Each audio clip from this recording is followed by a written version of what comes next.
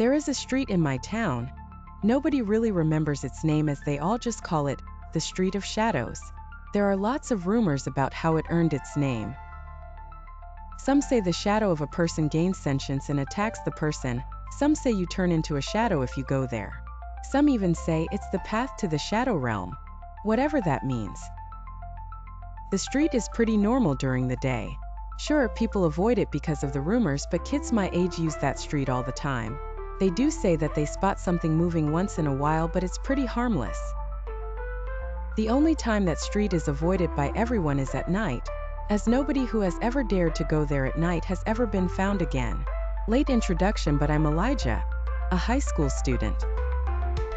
For my project this year, I'm researching the Street of Shadows. I have gathered all that information on the street, but something seems to be missing. With no concrete evidence, this project is as good as a conspiracy theory. So I decided to go to the street myself. Now obviously I'm not dumb enough to do it alone, so I got my bestie Noah with me. I grabbed my camera and went to meet Noah on the street at 5:30 p.m. When I reached there, he was already waiting for me. "Took you forever," he said to me.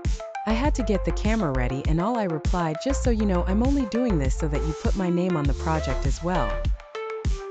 If anything happens, I'm leaving you behind and running," he said in a sarcastic tone. I laughed and then signaled him to follow me. We went into the street. It was empty. Nobody really wanted to be there anytime near the sunset, which was in another 30 minutes. I started recording the place. The street was long. There were mostly houses that looked like they had been abandoned for decades. There were vines growing on the fences, the wild ones that grow when a garden isn't looked after. We went deeper into the street.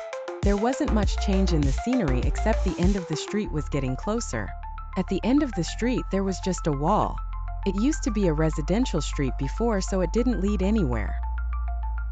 I never found out when the street became abandoned in my research, so it must have been long back.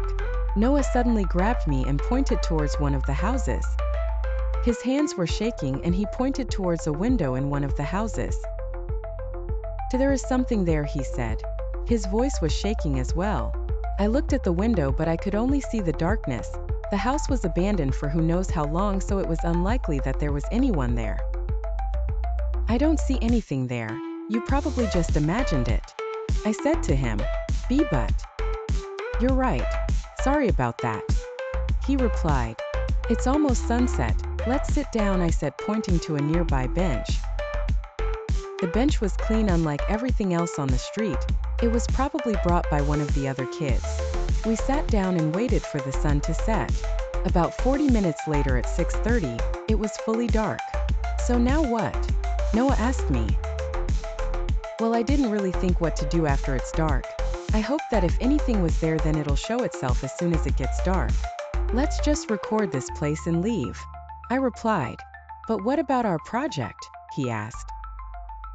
"Well, we'll just say we busted the myth," I replied. We started walking back. I recorded everything on the way. It was all the same except much creepier than before. We were halfway through the street when we suddenly heard something break behind us.